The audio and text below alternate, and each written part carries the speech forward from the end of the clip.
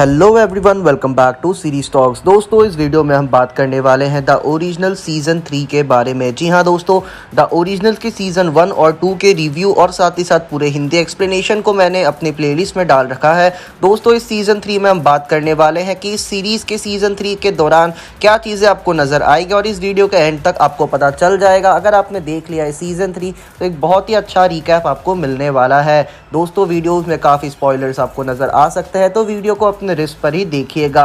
अब दोस्तों, सीजन 3 की शुरुआत होती है न्यू ऑर्लिन्स में दोबारा से, जहां पर लूशियन नाम का एक वैम्पायर न्यू ऑर्लिन्स आ जाता है। अब लूशियन की स्टोरी के बारे में बात करें तो दोस्तों, क्लाउस ने जो वैम्पायर को सबसे पहले कन्वर्ट किया था उसी का नाम लूशियन है। जी हाँ दोस्तों, क्लाउस का सबसे पहला सायर लाइन का लूशियन रहता है। लूशियन मिस्टिक फॉल्स में नहीं बल्कि न्यू ऑर्लिन्स में आता है और दोस्तों न्यू ऑर्लिन्स में आकर क्लाउस को ये बताता है कि उसकी सायर लाइन खतरे पे है, क्योंकि दोस्तों उन सबको वैम्पायर्स को ये पता चल जाता है कि अगर एक ओरिजिनल वैम्पायर को मार दिया जाए तो दोस्तों उसके बाद सारे वैम्पायर्स मर जाएंगे जिन्होंने उनको बनाया था। तो दोस्तों, इसी वजह से लूशियन आता है न्यू ऑर्लिन और उसके साथ साथ हमें फिर नज़र आते हैं ट्रिस्टन, जो कि एक और वैम्पायर रहते हैं जिसको एलाइजा ने कन्वर्ट किया था, और साथ ही साथ दोस्तों अरोरा नाम की एक और वैम्पायर जिसको रेबेका ने कन्वर्ट किया था।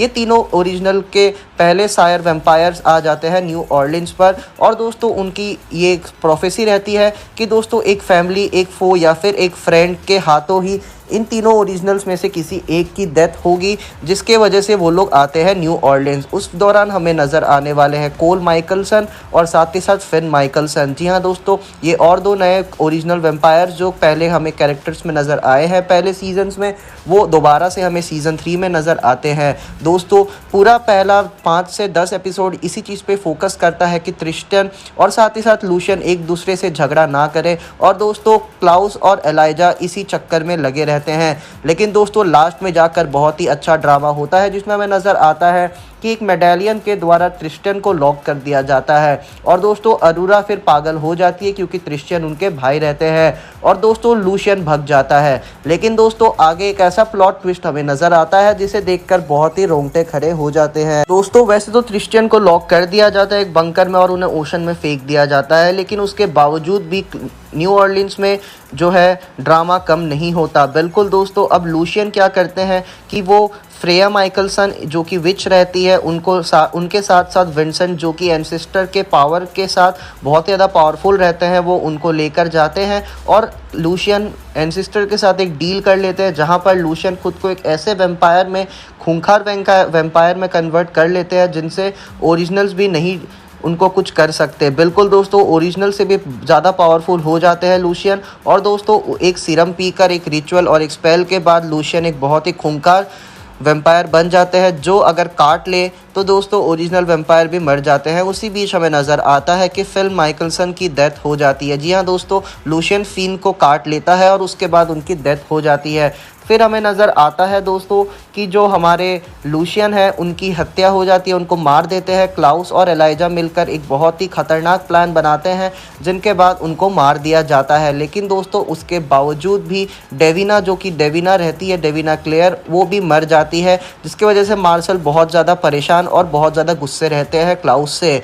फिर दोस्तों मार्शल क्या करते हैं सीरीज़ के एंड में आते आते, वो बहुत ही ज़्यादा इंटरेस्टिंग रहती है। एक और सीरम जो होती है जो कि लूशियन पीते हैं, उसका एक और डोज रहता है जो कि वो अरोरा के लिए बनाते हैं, बट अरोरा उसे लेती नहीं है और दोस्तों विंसेंट उस डोज को मार्शल को दे देते हैं और दोस्तों मार्शल वो सीरम को पीने के बाद क्लाउस और एलाइजा से मिलते हैं, जहां पर एलाइजा मार्शल को मार देते हैं क्योंकि वो दोस्तों उनकी बात नहीं मानते, बट उन्हें नहीं पता होता कि मार्शल ने वो सीरम पी लिया है। तो जैसे ही मार्शल को एलाइजा मार देते हैं उसके बाद मार्शल कन्वर्ट हो जाता है उसी खूंखार वैम्पायर की तरह जो कि क्लाउस और एलाइजा को भी नहीं मार सकते और दोस्तों बहुत ही ज़्यादा खतरनाक सीन आपको नज़र आता है उसके बाद। अब दोस्तों मार्शल बहुत ही डेडली वैम्पायर बन चुका है, अब वो क्लाउस को कैदी बना लेते हैं और साथ ही साथ एलाइजा को बाइट कर लेते हैं और फ्रेया को पॉइजन दे दिया जाता है।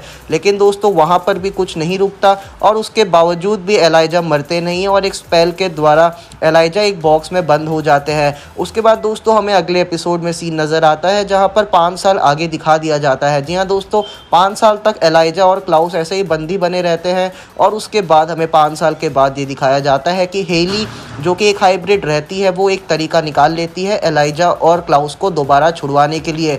इसी तरीके से वो लोग दोबारा छूट जाते हैं। और दोस्तों इसी बीच हमें एक और चीज़ नज़र आती है कि होप माइकलसन जो कि क्लाउस की बेटी रहती है वो अब 5 साल बड़ी हो चुकी है और उसने भी मैजिक करना स्टार्ट कर दिया है। तो दोस्तों बहुत ही अच्छा सीन रहता है। उसके बाद सीज़न के फिनाले के एंड में हमें ये दिखाया जाता है कि मार्शल उन सबको माफ़ कर देते हैं और उन्हें कहते हैं कि अब तुम न्यू ऑर्लिन्स छोड़कर चले जाओ।